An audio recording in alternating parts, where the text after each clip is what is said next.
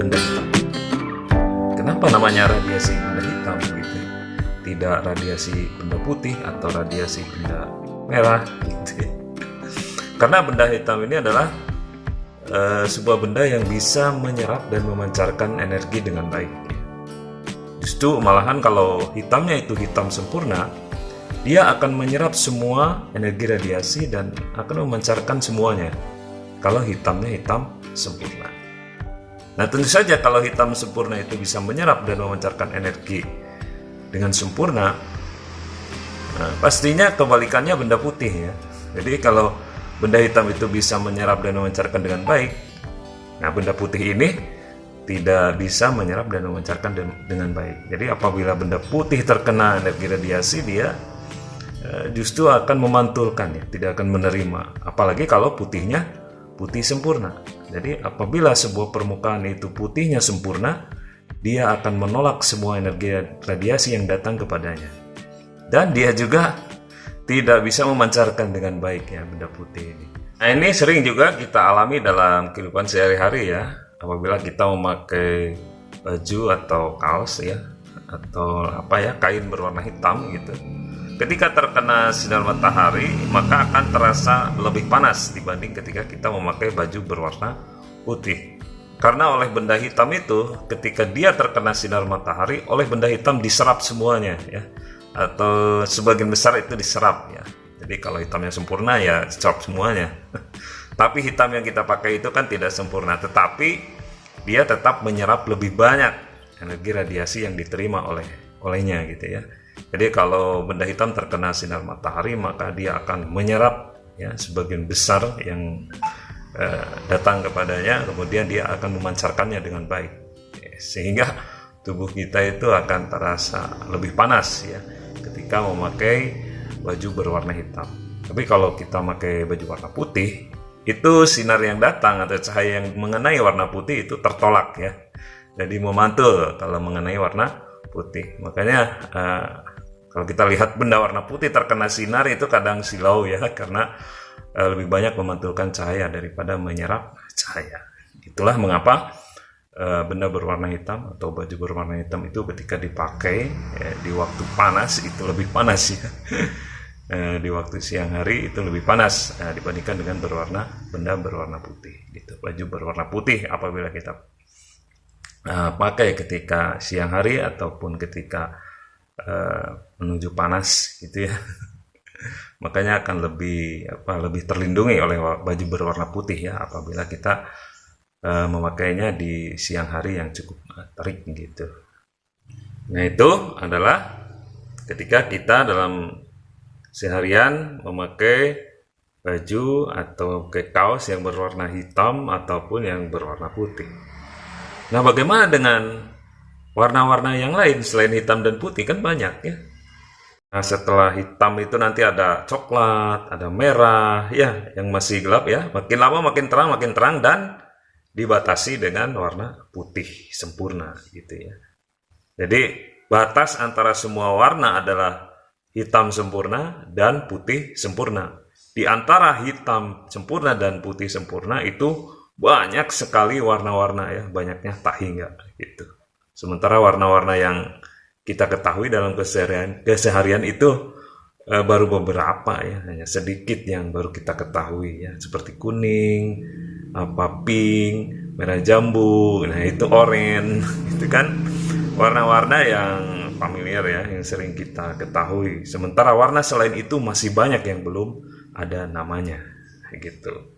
Nah, dan semua warna itu memiliki kemampuan untuk menyerap dan memancarkan radiasi yang berbeda-beda gitu. Nah, makanya nanti ada nilai emisivitas ya. Nilai emisivitas itu nilai kemampuan sebuah permukaan untuk memancarkan atau menyerap energi. Ya, tadi sudah dikatakan bahwa benda hitam itu sebagai penyerap dan pemancar energi yang baik. Jadi kalau hitamnya sempurna, itu bisa menyerap semuanya dan memancarkan semuanya. Maka nanti nilai emisivitasnya itu maksimal untuk hitam sempurna ya. Nanti ada nilai E sama dengan 1 dan nilai E sama dengan 0. Nah, nilai E sama dengan 1 nilai emisivitas sama dengan 1 itu untuk benda yang hitam sempurna. Sementara nilai emisivitas sama dengan 0 itu untuk benda yang putih sempurna. Nah, sementara di alam ini tidak ada yang sempurna, ya. Nah, pada kenyataannya tidak ada yang sempurna. Makanya nilai emisivitas itu selalu di antara 0 dan 1. Ya. Karena kalau 0 putihnya sempurna. Kalau 1 hitamnya sempurna. Nah, nilai emisivitas ini tidak ada yang 0 dan tidak ada yang 1. Karena pada kenyataannya tidak ada yang sempurna, sehingga nilai emisivitas selalu berada di antara 0 dan 1. Kalaupun nanti ada kata hitam sempurna, itu hanya dalam teorinya saja atau mungkin ada dalam soalnya gitu ya. Nah, untuk mempermudah perhitungan ya. Nah, nanti mungkin ada juga yang nilai emisivitasnya ada antara 0 dan 1. Dan memang nilai emisivitas itu antara 0 dan 1 ya, karena nggak ada yang sempurna.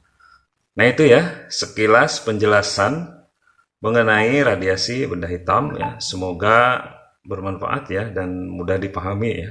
Mudah-mudahan ya. Dan yang tadinya tidak tahu menjadi tahu ya, yang tadinya kurang paham menjadi paham, atau yang tadinya paham menjadi tidak paham, bolehlah kita diskusi. Kalian bisa tanyakan, bisa japri lewat WA ataupun lewat Telegram, atau bisa komen langsung di bawah ini ya. Itu ya. Nah, kemudian untuk menyelesaikan soal-soal mengenai pembahasan atau mengenai materi radiasi benda hitam ini, kita bisa memakai atau biasanya dipakai dengan persamaan hukum Stefan-Boltzmann ya. Jadi Stefan dan Boltzmann ini memang orang-orang yang mempelajari tentang materi ini ya.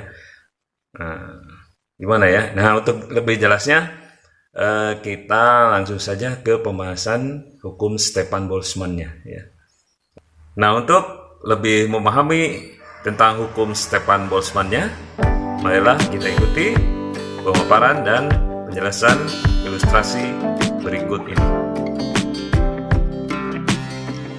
Nah, ini dia bunyi dari hukum Stefan-Boltzmann. Jadi Stefan-Boltzmann itu ya gabungan dua nama, yaitu Joseph Stefan dan Ludwig Boltzmann. Bener nggak tuh bacanya? Jadi dua orang ini telah melakukan pengukuran laju energi kalor radiasi yang dipancarkan oleh permukaan suatu benda. Jadi setiap benda itu, setiap warna itu dia lakukan percobaan ya. Dan hasil yang didapatkannya adalah energi yang dipancarkan oleh suatu permukaan benda dalam bentuk radiasi kalor per satuan waktu sebanding dengan luas permukaan dan sebanding dengan 4 suhu mutlak permukaan itu.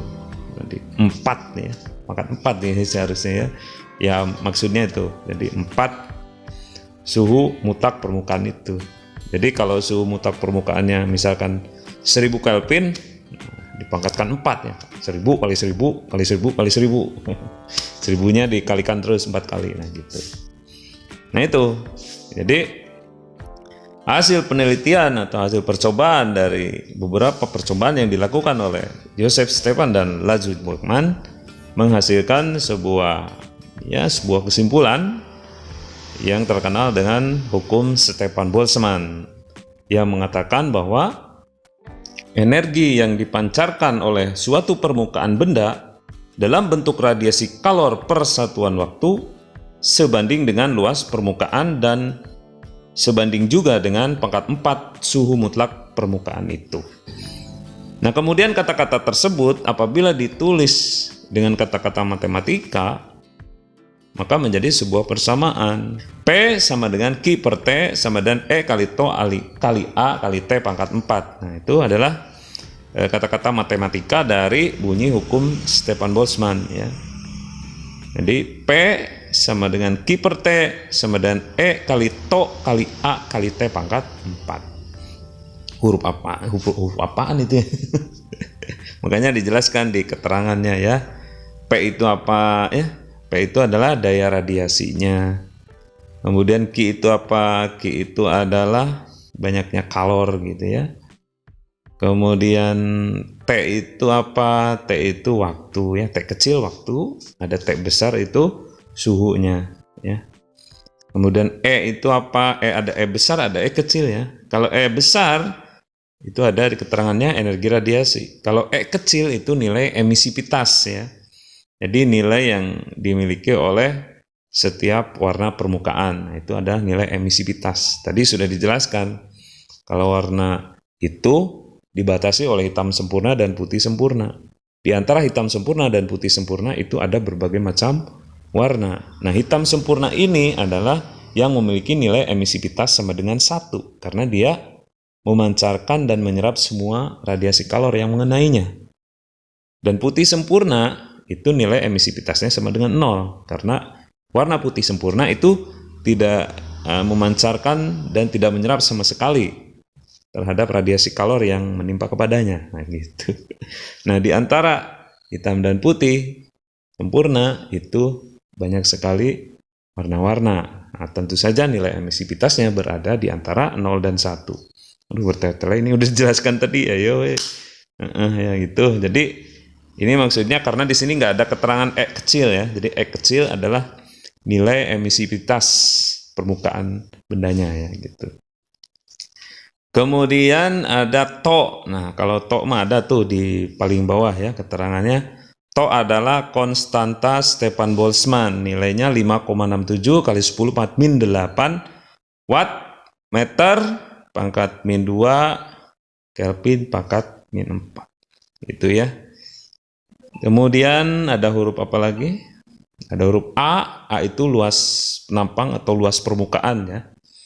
Jadi semakin luas ya, semakin besar permukaan itu maka semakin besar juga energi radiasi yang dipancarkan. Jadi kalau kita pakai baju warna hitam yang kecil dengan baju warna hitam yang besar, tentu saja warna hitam yang besar akan memancarkan radiasi yang lebih besar juga kan gitu.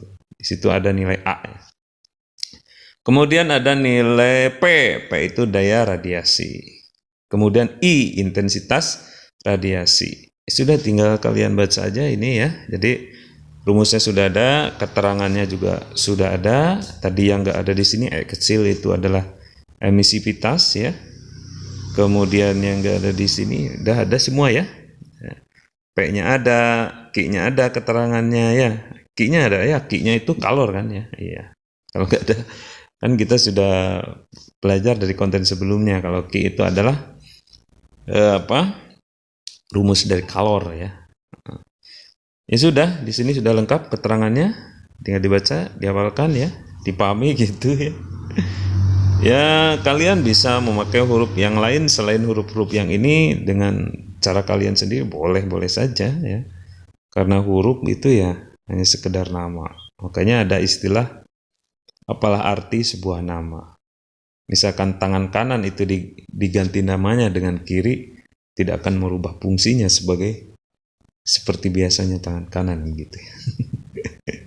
Kalau misalkan kamu tuh diganti namanya, di rumah itu dipanggil ibumu si Ujang menurutnya, di sekolah dipanggil dengan nama ledekan temannya, kan kamunya mah tetap kamu kan gitu ya. Jadi rumus ini mau kamu rubah pun boleh. Kalau misalkan kamu merasa sulit menghafal rumus ini, kamu bikin dengan hurufmu sendiri. Tapi esensi dari konsep dari materi ini tetap tidak berubah. Jadi itulah mungkin maksud apalah arti sebuah nama. Jadi kalau misalkan batu itu ya di jalanan dinamain buku, tetap aja dia menjadi batu kan gitu. Nah seperti itu. Oke, baiklah itu ya. Teorinya sudah ya. Kemudian persamaannya sudah, hukum Stefan Boltzmann itu secara kata-kata juga secara matematis ya sudah kita bahas barusan. Mudah-mudahan mudah dipahami. Apabila belum paham ya boleh ditanyakan biasa. Japri lewat WA, lewat Telegram atau kalian komen di bawah video ini ya. Dan oke, kita sekarang mencoba menyelesaikan soal-soal yang ada dengan persamaan-persamaan yang sudah barusan kita pelajari. Oke, baik, kita ke pembahasan soalnya. Nah, ini dia soal yang pertama ya.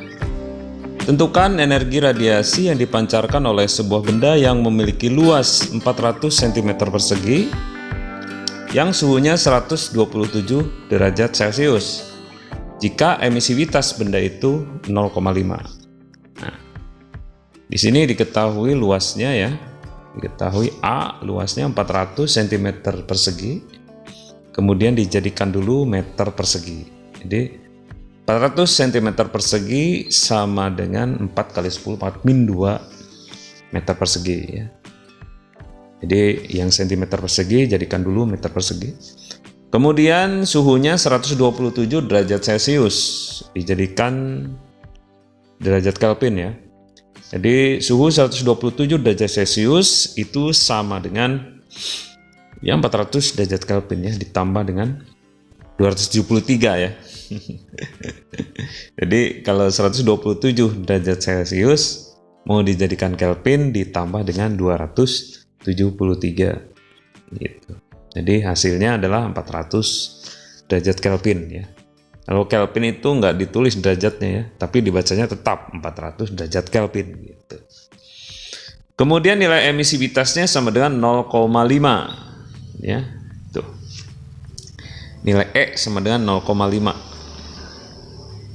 Kemudian ada To, nah, itu bukan V ya, To ya, yang 5,67 kali 10⁻8 itu tetapan Boltzmann ya, ketetapan dari Stefan Boltzmann ya. Jadi bagaimanapun soalnya nilai To itu, atau di sini tertulis Pi ya boleh, To boleh, Pi boleh ya. Yang penting maksudnya adalah tetapan Boltzmann dengan nilai 5,67 kali 10⁻8 watt per meter persegi Kelvin 44 ya. Nah, kemudian yang ditanyakan di soalnya itu di kata-kata yang pertama kan pertanyaannya itu. Lihat soalnya, tentukan energi radiasi, Pak. Berarti yang dipancarkan gitu ya. Berarti P-nya yang ditanyakan kan. Jadi di jawabannya ini P tanda tanya gitu. Kalau mencari P berarti langsung saja ke persamaan Stefan Boltzmann ya, secara matematisnya kan gitu. Jadi P sama dengan E kali To kali A kali T pangkat 4. Sudah dikalikan semuanya ya. E-nya sudah ada, tetapan Boltzmann-nya sudah ada, To-nya ya. Kemudian luas penampangnya sudah ada, luas permukaannya berapa tadi? 4 kali 10⁻2 ya. Kemudian suhunya juga sudah ada 400 Kelvin ya. Ya sudah, ini secara matematis tinggal dikalikan saja semuanya. 0,5 dikali 5,67 kali 10⁻8 dikali 4 kali 10⁻2 dikali 400 pangkat 4 ya, dikalikan semua dan hasilnya adalah 29,0304 watt per meter persegi gitu ya. Itu adalah hasil dari perhitungan soal yang pertama ya gitu. Oke, itulah. Tinggal mengalihkan saja semuanya. Kalau misalkan ada yang belum paham, boleh dijapri aja ya. Oke, kita ke soal yang kedua. Ini dia soalnya hampir sama dengan soal nomor 1 ya, cuma beda angkanya di sini. Sebuah benda dengan luas permukaan 200 cm persegi ya. Pertama kali diketahui adalah luas permukaannya 200 cm persegi dijadikan meter persegi menjadi 2 kali 10⁻2 meter persegi. Kemudian bersuhu 727 derajat Celcius. Kemudian dijadikan Kelvin dulu, ditambah 273 sehingga suhunya menjadi 1000 derajat Kelvin. Ya, diketahuinya ya, sudah ditulis. Kemudian emisivitasnya adalah 0,6, ditulis E sama dengan 0,6 ya. Jadi nilai emisivitas itu selalu di antara 0 dan 1 kan ya. 0,6 kan antara 0 dan 1 gitu kan. Nah, tentukan daya radiasi pada benda tersebut. Jadi tanya P-nya sama dengan nomor 1 tadi. Langsung saja kita ke persamaannya kan. P sama dengan E kali To, itu harusnya ada To di situ, ada kali A kali T pangkat 4 ya. Dimasukkan saja nilai E-nya adalah 0,6, kemudian To itu ketetapan ya, mau bagaimanapun soalnya ketetapan itu ya selalu tetap ya. Nilainya adalah 5,67 kali 10⁻8 ya. Jadi kalaupun nggak ada di soal itu nilainya selalu segitu ya. Jadi mungkin maksudnya sini tidak ditulis toknya itu sudah diketahui bahwa harus dimasukkan nilai tetapan Boltzmann itu ya.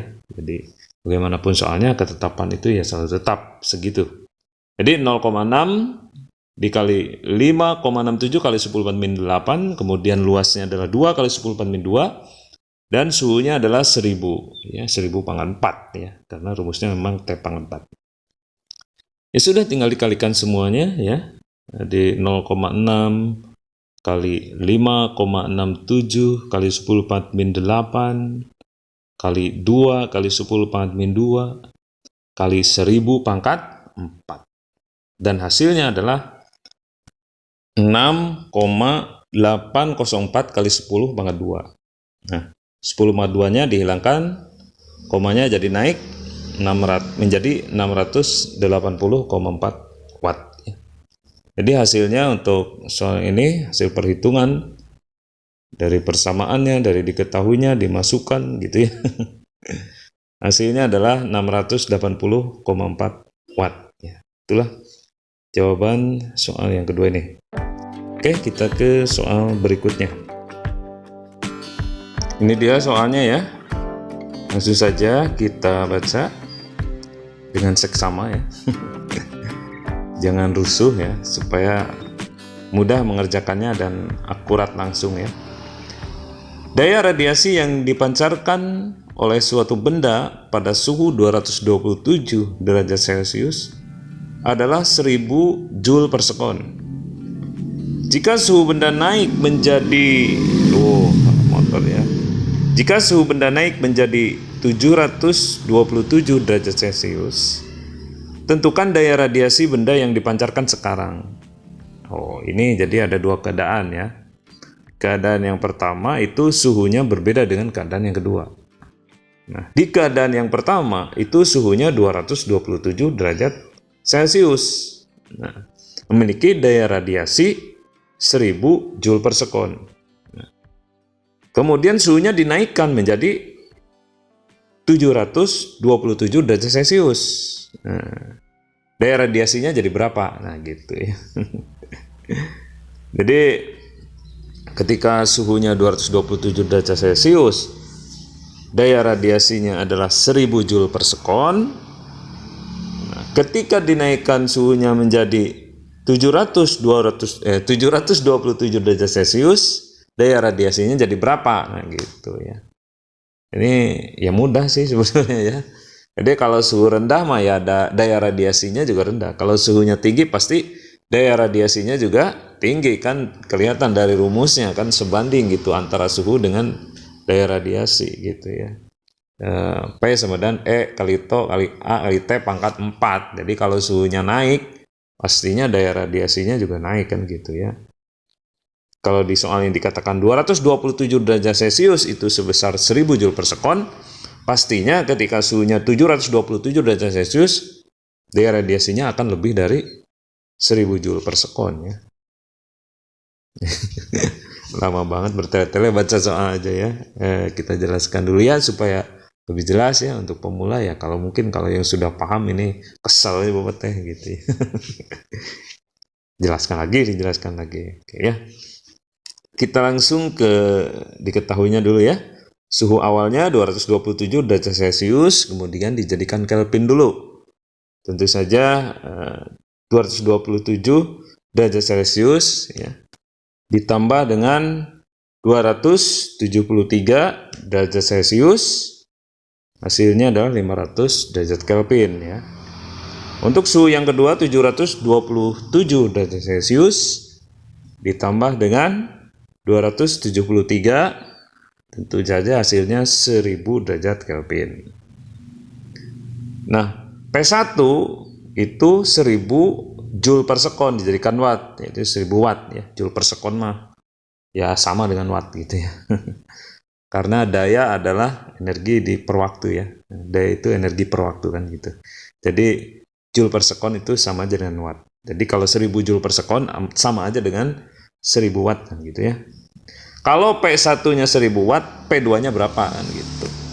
Ya, ini tinggal dibandingkan saja kan ya, antara keadaan yang pertama dengan keadaan yang kedua, atau keadaan yang kedua dibandingkan dengan keadaan yang pertama. Dibalik juga bisa ya, keadaan pertama dibandingkan dengan keadaan yang kedua boleh, keadaan yang kedua dibandingkan dengan keadaan yang pertama juga bisa ya. Ini banyak caranya ya, secara matematisnya setiap orang mungkin bisa memiliki cara yang berbeda sesuai dengan kenyamanannya masing-masing. Tapi yang yang apa? Menurut saya ya, menurut Bapak mungkin ini yang paling sederhana, yang paling mudah caranya adalah dibandingkan keadaan yang kedua terhadap keadaan yang pertama, yaitu P2 berbanding P1. Dimana P itu rumusnya kan E kali To kali A kali T pangkat 4 ya. Jadi keadaan yang pertama maupun keadaan yang kedua, E To A nya itu sama. Nah, jadi E kali To kali A nya itu sama keadaan yang pertama dengan keadaan yang kedua, sehingga dicoret, dan sisanya adalah T2 berbanding T1.